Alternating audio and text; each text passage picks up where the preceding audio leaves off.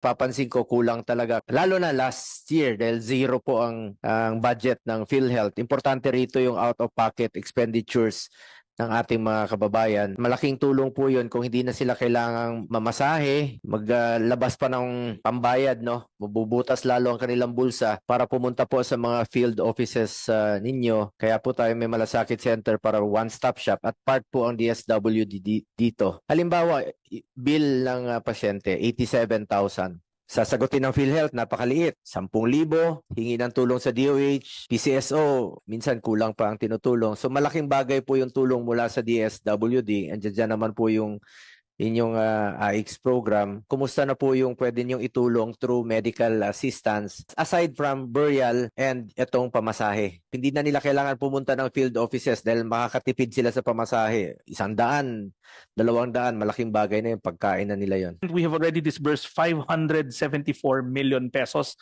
through the Malasakit centers. In fact, ang appreciation ho namin sa Malasakit are off-site payout. So meaning any type of assistance that we carry in the AIX program can be disbursed in the Malasakit centers. Yun yung pamasahe. Lahat po, lahat. Burial, pamasahe. Medical, lahat ng menu dapat ng AIX available doon. Para hindi na sila mahirapan pang pumunta sa Correct, para hindi na ho sila lipat-lipat.